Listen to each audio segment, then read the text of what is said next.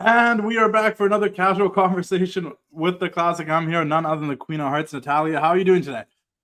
I'm doing great. I'm actually watching Backlash. Yeah, that France um, crowd is loud. They're like I they're know hyped it's up to go. crazy because it's like I was at NXT the last. I've been there for the last month or so, and the Yeah, fans at NXT are so amazing and they're so crazy loud. And it's like, even with like a couple hundred people, it's like when they're into it and they're amazing, it's incredible. But I mean, this crowd in France, just watching SmackDown last night from France, everybody was like even more excited for Backlash today because it's the fans just make such a difference. Like when they when they bring that energy, it really helps us so much too. Like I can't tell people how grateful I am when we have an amazing crowd. It just makes such a difference. it does. I always say like there's a good match in terms of like having a good in match, but when you have a good match and the fans are loud and active in the match too, it makes it even better.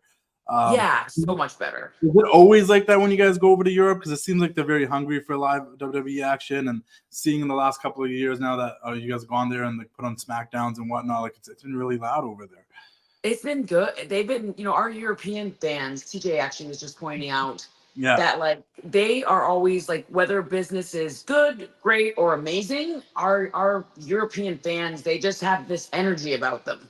And it's really cool because when you feel appreciated, it just makes you want to work that much harder and deliver that much more. And of course, us as performers, we thrive off of that energy. We need it for adrenaline and for our performances. And I, they, it's funny because every place that I go to, the fans are different. But it's almost like since we've been doing more international shows, it's like a contest to see which which city is going to get the loudest. So it's actually really cool right now. It's a really cool time for WWE. no, 100%. I'm actually digging. I mentioned this yesterday on Twitter that I was like, you know what, I actually dig that they're going overseas for shows. They feel like these fans out there are more hungry, and they're just excited when people do come to their cities and do big shows like that. Even as far as even here in Vancouver, like when you guys come here, we get excited because we don't get it that often.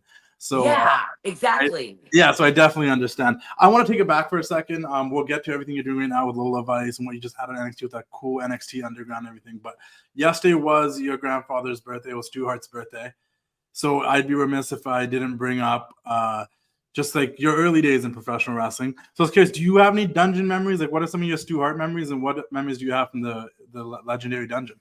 Yeah, no, yesterday it's funny because I always try to like make sure that I keep my, especially on social media, I try to make Yeah, sure that on my grandfather's birthday, I try to keep his memory alive. And, so that people that may not have known about Stu Hart, can look at my Instagram page and they can get like a little, just they can see pictures or they can see, memories that were incredible that my grandfather he was just such a huge part of like building professional wrestling. Starting from when he started the dungeon in the 50s, in the early 50s, when he bought the Hart House, he started the dungeon and really like just built this foundation. So for me, like I love being able to celebrate him, honor him, share memories about him. A memory that one of my favorite memories about my grandfather was I posted it on Twitter, but my grandfather, his best friend was a shooter named Luther Lindsay, yeah, and my grandfather met him through football in the Canadian Football League, and then basically trained Luther Lindsay in the dungeon, taught Luther Lindsay everything that he knew, and Luther Lindsay was the only person to tap my grandfather out. So there's this story, and it's true, but my grandfather had this picture of Luther Lindsay in his wallet, and it was like the only picture that he had in his wallet. It wasn't like of my grandma, it wasn't like of his kids, it was like Luther Lindsay, because he hilarious. was just so proud of like the fact that this guy like was able to submit him. But that's my grandfather. That's like he wrestling was just his heart and soul. And I think about him all the time, and like I think about how no matter how hard a situation could be, and our family has been through a lot of great things, but also very challenging things, and tragic things. My grandfather always tried to find a positive. But But yeah, yeah, so I just try to keep my grandfather's name alive. But he just, through all these good times and bad times and everything in between, my grandfather, um, he really taught me how to stay strong through those hard times, and it's something that's gotten me through my life, especially being in the world of professional wrestling, where, yeah, even though I've been in WWE for 17 years, Yeah. it's a roller coaster. So I learned a lot from my grandfather and from the dungeon about staying strong and surviving. Was it always professional wrestling for you? Like, when did you know you wanted to pursue professional? I mean, you come from a legendary wrestling family, your grandfathers, your uncles, your dad. But like, when did you know that? Oh, okay, it's professional wrestling. When Because I you first also have two sisters, and you're the only one that really went hard with the professional wrestling. when I first stepped foot in the dungeon and had my very first training day in the dungeon with TJ Wilson and Harry Smith, to name two. My very very first day in the dungeon, I knew that, like, I was addicted. I was hooked. I was like, this is so much fun. It was just so I felt excited. I Yeah, felt really excited, and it was just like a drug that, like, once you start doing something, a drug in a good way. yeah, Once you start to do something that makes you feel good and it fulfills you and it makes you excited about waking up, that's what the dungeon was for me. And that's what training and getting like that, those first practice sessions, especially with TJ and with Harry and with my uncles Bruce Hart and Ross Hart, and just those early years with Tokyo Joe. He was a Japanese trainer, worked for New Japan, but those early years in the dungeon, they just were so much fun, and they were hard. But like, my uncles helped me a lot. They yeah, they really did. They helped me. They helped me a lot when I those very impressionable years. They taught me how to build a foundation. And it's really that true dungeon style. So it's from the second I stepped foot in the dungeon, from my very first training day, I knew I wanted to be a professional wrestler. Was anyone wary about you pursuing professional wrestling? Was anyone kind of like, do you really want to do that? Was everyone kind of like in for you to pursue it? I think, like, I've said this before, but my dad was a little bit like, he didn't really want me doing it because he didn't want me getting hurt.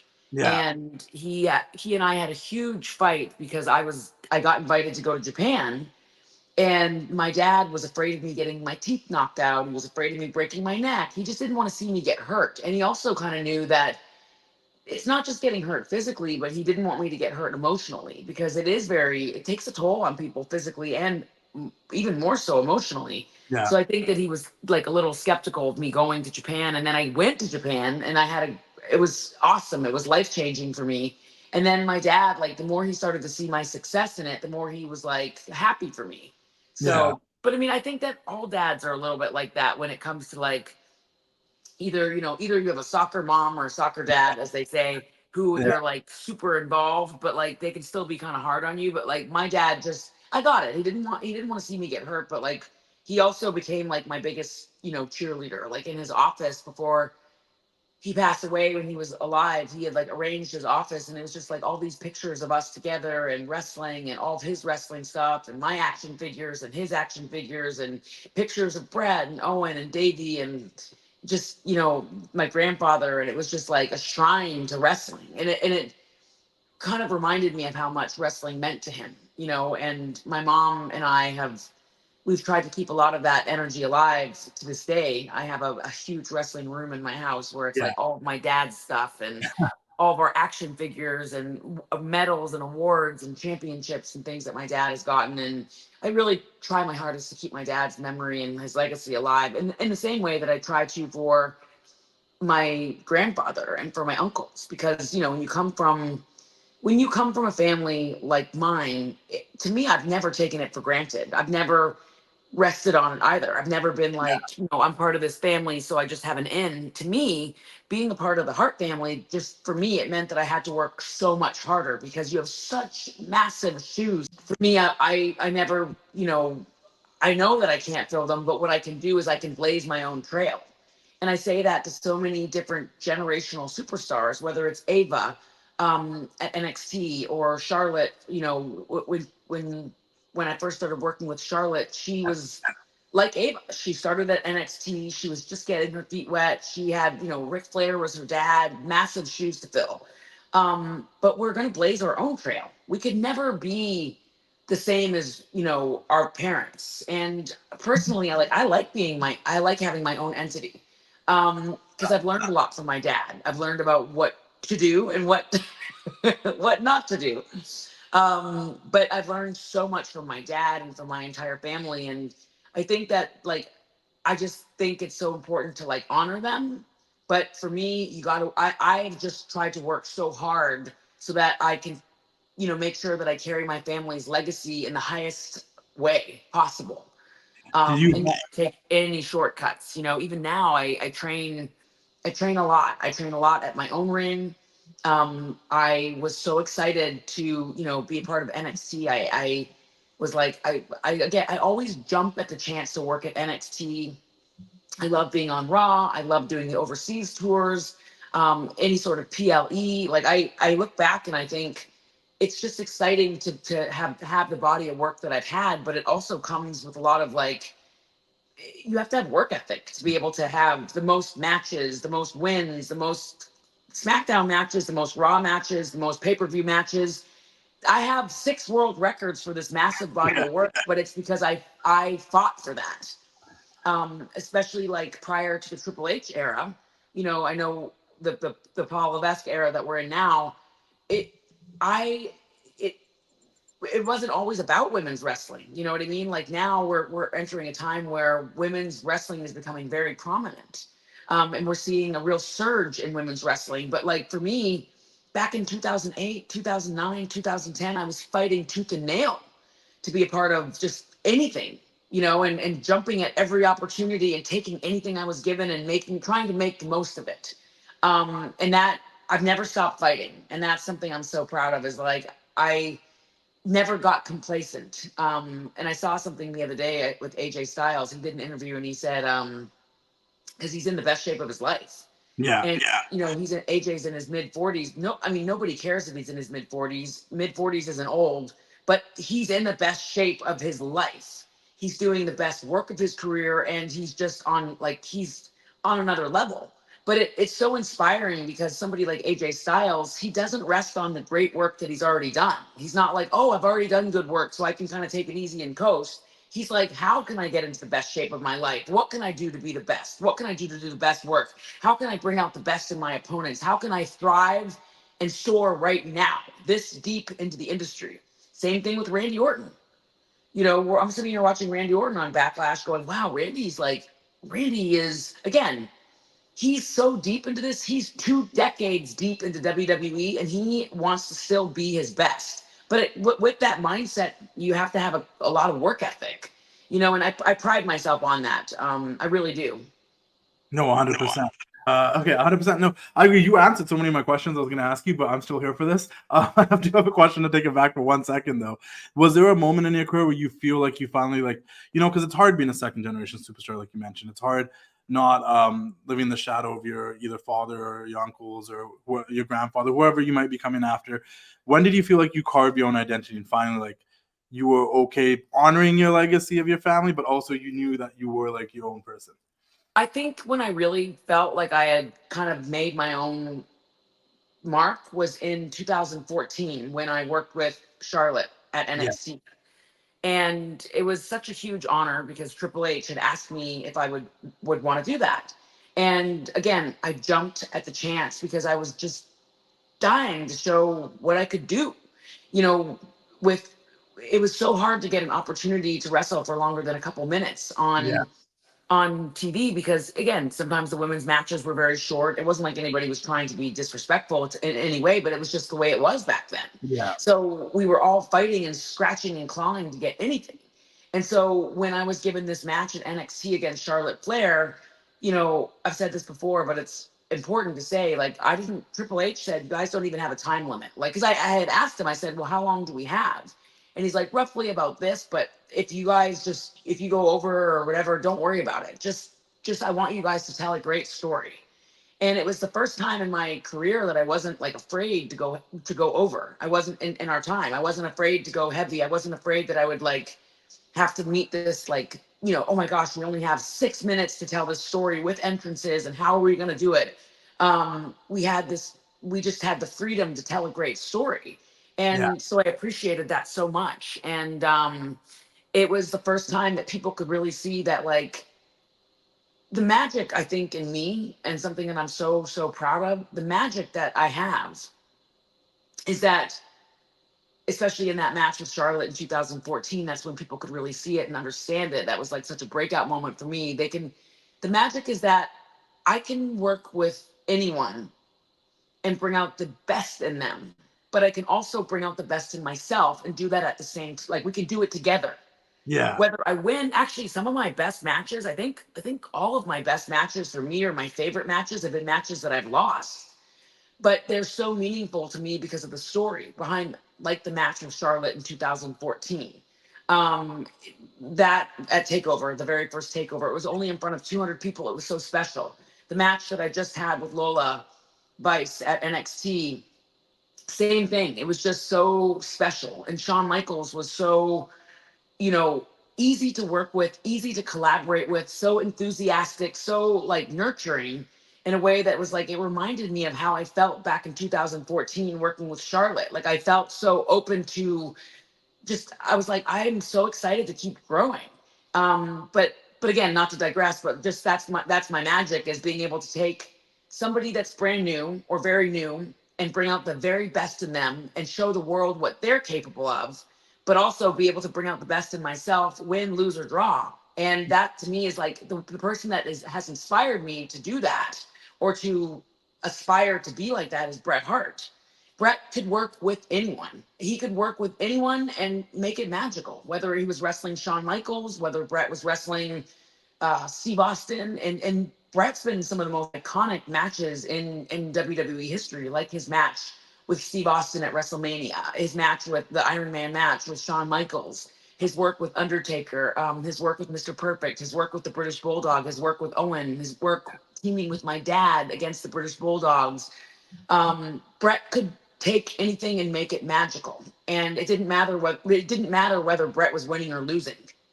He was such a big part of the magic because he knew how to elevate everyone. That to me is like where my value is so strong, and I'm so proud of that. And yeah, I think that was the first time people got to really understand what I was about, was in 2014, where they were like, "Wow, Natty really like." That was really great. Those, Charlotte's going to be a massive star, and I had no idea that Natty had that in her. It's like sometimes all it takes is a chance. But again, I don't stop fighting for those chances. Yeah, no, 100%. The opportunity to get that time to showcase that, and I think I always say that, I'm like, there's an art to like still being over by the end of the match, even if you lost. Like you can lose a match and still be over, and that's just by putting on a really good match and telling a really good story that people at the end of the match are like, no, both these people killed it, not just the person that won, right? And also, I Exactly. think for those talent that are coming up, when you get to go down there and work with them, and the match ends up being really good, and you bring the best out of them, that boosts their confidence with whatever they do moving forward. And I think that's one of the reasons why you've had such longevity in this company and in this business. And I also think that you've helped a lot of, like, let's be honest here, right? You say 2014, it's literally been like only 10 years. Like, it's not that long that like things have changed in the landscape of women's wrestling. They've been getting these opportunities, main eventing WrestleMania. It's like just 10 years, and like the 60 to 70, 80 years of professional wrestling in the world, that it's really been the way it's been. What does it mean to you to be a part of that?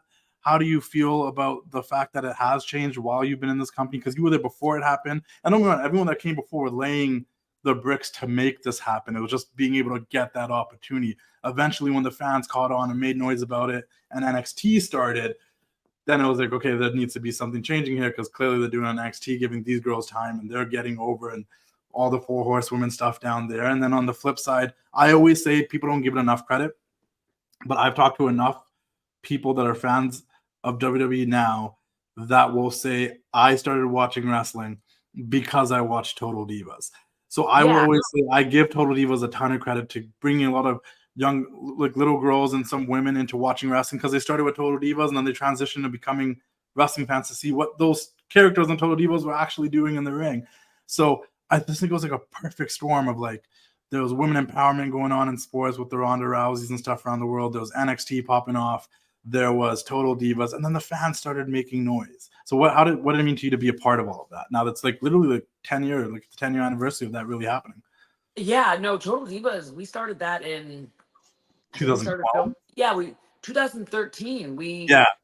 It was funny because I agree with you completely. Total Divas was actually a huge catalyst in getting more female involvement, as far as like, you know, a crossover of people that like would watch the Kardashians that never, you know, they would watch the Kardashians and then Total Divas was on right after the Kardashians. And they would be like, what's this show? What is this? What's this WWE all about? And it brought over a lot of women viewers to WWE that had never ever watched wrestling, or that, you know, never went to a WWE show or a Raw or a SmackDown or a live event. And all of a sudden they were very interested in like, what is this? And they would bring their kids, and then they, you know, even like you meet a lot of people that they're like, oh, we used to watch WWE back in the day when there was like The Rock, and it brought a lot of people back into, you know, watching WWE, especially women. But what we did on the show that was so important is we were able to show people what our personalities were like and build characters. And that's what I love about NXT so much, is that, and I have to give Shawn Michaels and Matt Bloom and the team there at NXT so much credit, because they have a great team of writers that I don't want to leave anyone out, so I won't name their names, but they know Yeah. who they are. They have a great, NXT has a great team of writers, coaches, and producers and faculty that work together to basically like build talent from the ground up and find something special inside of people that they may never have known that they had. But they build characters. Like I said the other day to Shawn Michaels, I said, I can't believe how many women are used on the show.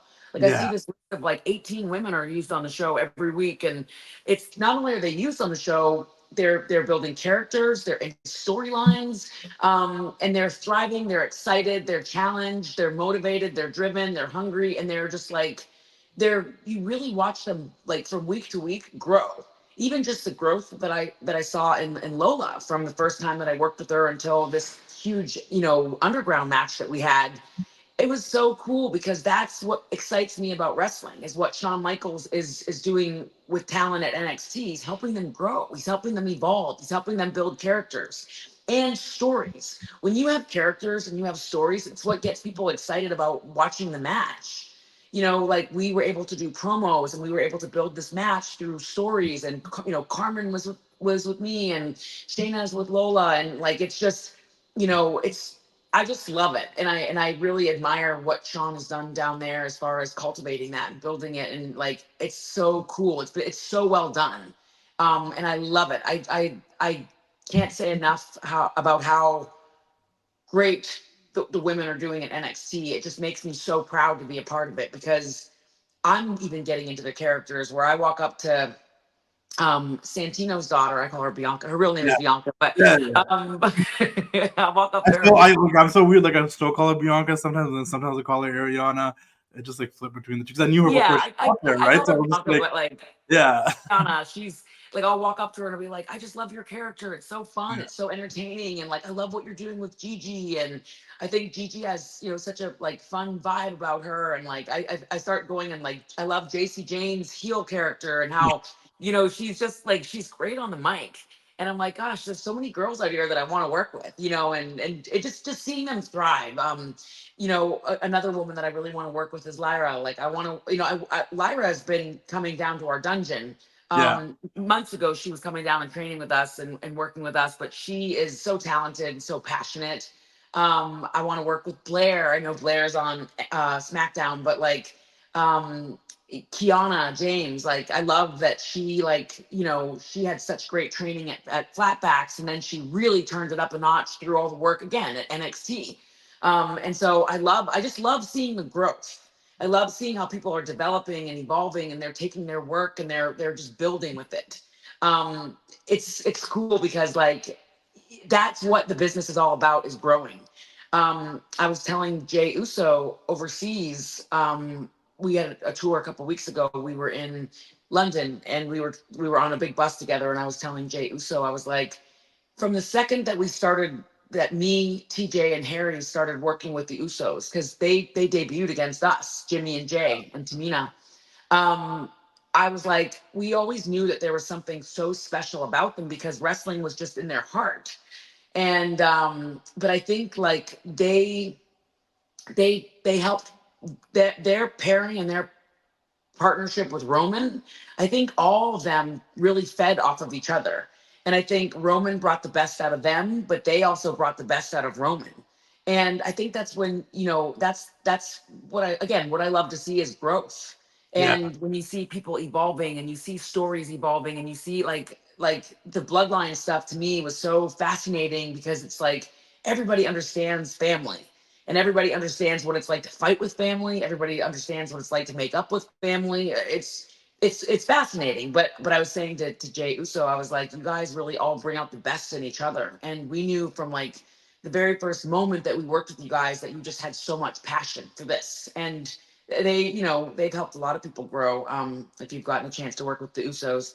But yeah, so I love the growth at NXT. I love being a part of it. But that's the thing, is that like we're all still hungry. I talked to Yeah. Jey Uso, he's hungry, Cody's hungry, Becky's hungry, I'm hungry. Um, I'm hungry and I'm hungry and ready to forget my manners. I wanna I wanna still keep moving forward in the business. Like Yeah. people say, oh, when are you gonna, you know, when are you gonna slow down, or when are you gonna retire? It's like I'm just getting, I feel like I'm in the best shape of my life, doing the best work of my career. And I'm like, I have so much more I want to do. And there's just so many more women in the industry that I want to work, not just in WWE, but like I want to work with Gail Kim. I want to work with Jordan Grace. I see some of these Japanese girls that I like admire so much that I went, like some of them come and train with me at my ring, but like I'm like, one day I want to work with these girls. Like there's girls from every corner of the industry that I'm like, I want to work with her. I want to work with her. I want to wrestle the best.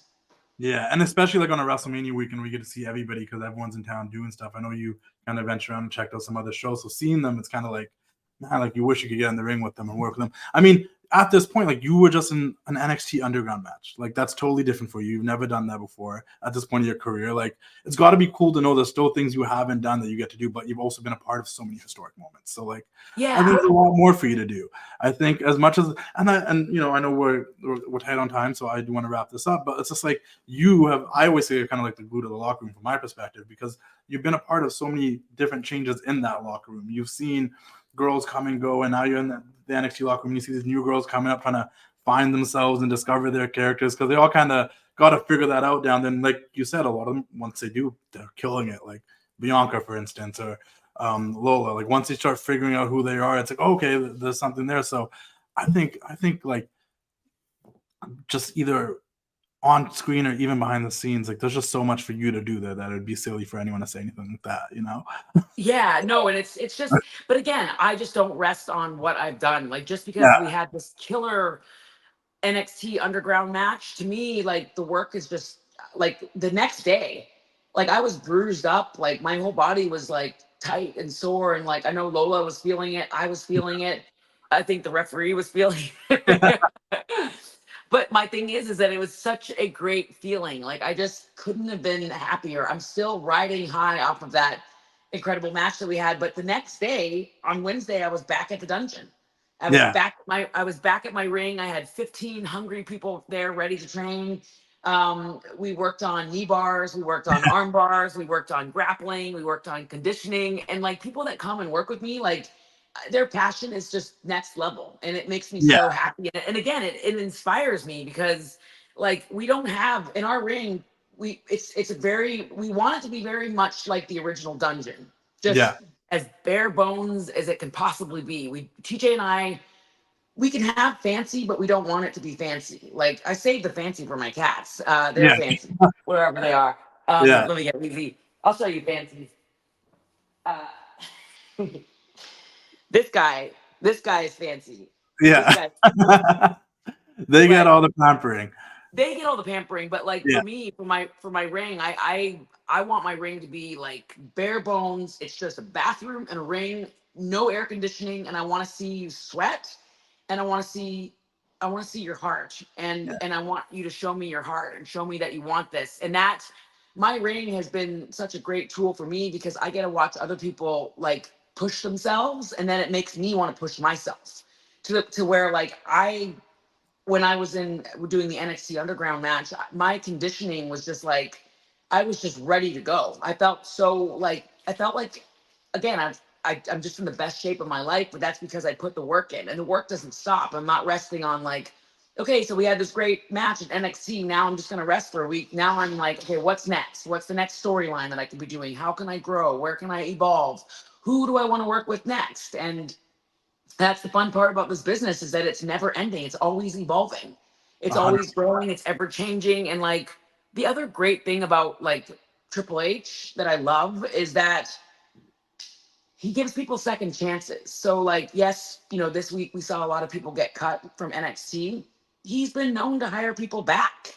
I Yeah. mean, look at Tegan, look at Scarlett and Carry On, look at I'm just trying to think. Actually, all of I mean, Tehuti, BFab, Dakota. There's a whole list of yes, people that. Dakota, BFab, Tehuti. Like I'm just trying to think off the top of my head. Yeah. Yes, he's been known to give people second chances, and I think that's so like people need to know that if they want this badly enough, the brick walls are there for a reason. And they're there. This is a quote from a book that I love. But the brick walls are there for a reason. They're there to keep the people that don't want it badly enough. They're there to keep those people out. To test you. It's like you Yeah, said with the dungeon, like you have the no AC, you have the ring, but it's like if someone comes back, they probably want it. If someone and decides not to come back, or they're like, then maybe they don't want it enough, So, yeah, like I saw Tehuti and BFab train with me, and Tehuti, for 3 hours he's in my ring, yeah, our ring, TJ and I. He's at the dungeon, and he's in there with no air conditioning, sweating like crazy. He's helping. He's helping others. He's putting stuff together. He's so. I have to literally say, like, sometimes to like Angelo Dawkins, and to Hootie, I have to go like, hey guys, like step out of the ring, yeah, because there needs to be other people need to get in the ring. But like Dawkins works so hard with us. Tehuti works so hard with us. Liv has worked so hard with us. And BFab has worked so hard with us. Those are just a few names. Apollo Cruz. They come and they work so hard. Moose has worked so hard. And it's so inspiring because again, people from every walk of life. BFab getting a second chance. Dawkins lost over 40 pounds. He's in the best shape of his life, doing the best work of his life. Tehuti, waiting. Not actually, sorry. Tehuti's not waiting for his opportunity. He is scratching and clawing and fighting for his opportunity. BFab is ready. Like when yeah. she gets an actual match, she is ready to rock and roll. And I say I said this the other day, but when Liv comes in our ring, I notice that she really steps up as a leader. And I love that about her. Like she really helps people when she comes to our ring. She helps other men and women grow and learn and evolve.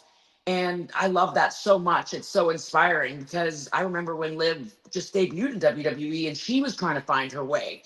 So it's all these building blocks of what we do. But again, these people inspire me. I'm very grateful and lucky that I have that ring and I have such a great group of people to work with. And I'm just super excited about the future and excited for what's next. So 100%. I just want to clarify, like your guys' dungeon's more invite only. It's not like a school that yeah, people can sign up to yet, but you guys got a lot of people in there. You guys got a lot of people you guys are working with, and they're out there. And yeah, people, it's a lot of one you might day. have not heard of yet, but you'll hear about them soon.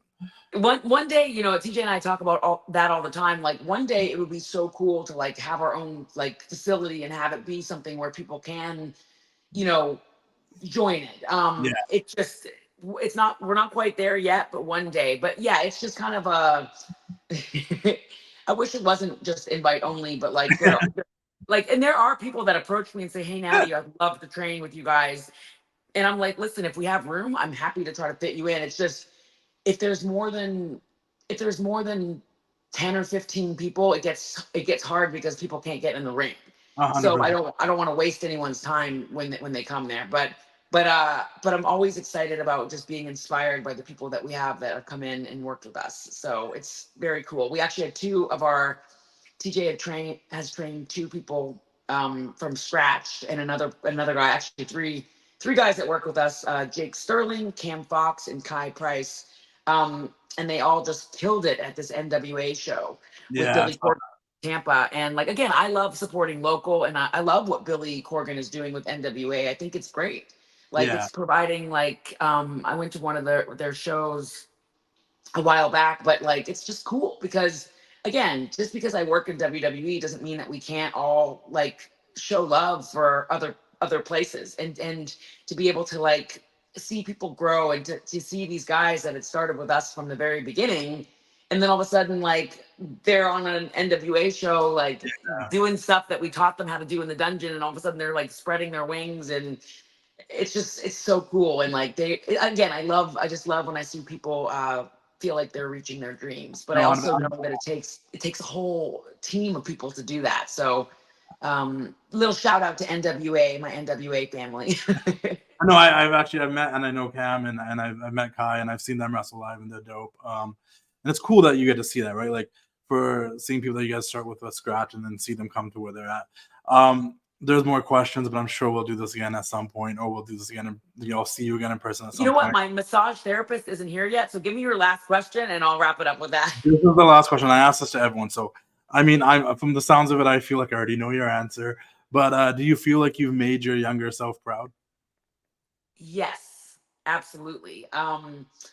I the biggest accomplishment that I have, like in my the thing that I'm the most proud of is being able to help my mom and help my dad, and in such a way that like my parents can, when my dad was alive, he didn't have to worry about anything. And I could just let my dad relax, because I felt like growing up, my parents never got to relax. My dad was in and out of WWE, and he was going through a lot of struggles. And like the proudest, those are the proudest moments of my career, is going, I'm going to make sure that you guys don't have to worry about anything. And buying my parents a house and making sure that they had a car and making sure that they're taken care of. And my mom and my dad have an incredible work ethic, but that to me, like being able to do that through something that I love, which is professional wrestling.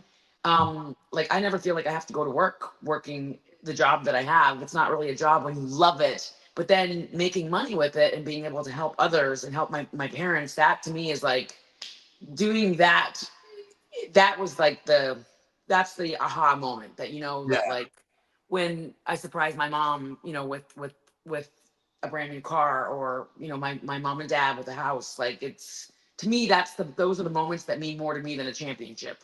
So, but anyway, yes, those are the moments I know I've made it. If you weren't a professional wrestler, what else would you be doing? I have to think about that. Yeah, that's an interesting question, right? Gosh, I'm curious. Like, if it wasn't wrestling, what else would you have been doing? Like, it almost feels like you were destined to do this almost. I would probably be a veterinarian. I absolutely love animals, and I love How many cats do you have now? 9. Oh wow, okay. I have a two-paw shirt. I should have wore that. I have an old two-paw shirt. Yeah, I've got 9 cats. I love my kitties. Where TJ and I we're literally tied with Kevin Owens for who has the most cats. So or animals. But that's Justin, insane. It was so good talking to you. I hope you have a great day. Thank you so much. I appreciate this interview so much. I appreciate you doing this with me. I appreciate you coming on. It means a lot. Trust me. Everything that I get to do will add to me getting more opportunities. So you coming on here and supporting the page for as long as you did. I've said it before. Like, it means a lot. So I appreciate it. Of course. And keep doing great work yourself. You are amazing and inspiring. And it's an honor to follow your journey as well. Well, thank you so much. It's so nice. I appreciate it. I will. 2 nice Canadians. Yeah, just 2 nice Canadians complimenting each other. No, like once again, you're the glue of the locker room, in my opinion, at least for the women's division in that locker room. Like, it's like everybody. I've never heard anyone say a bad thing about Natalya. So. Oh, you know what I mean? I'm sure there's a few out there that are like. Well, they're not telling me clearly. But hope you have a good one. See you next time. I'll see you soon. Bye, Justin. It's time to say goodnight. We sincerely appreciate your patronage and hope we've succeeded in bringing you an enjoyable evening of entertainment. Please drive home carefully and come back again soon. Good night.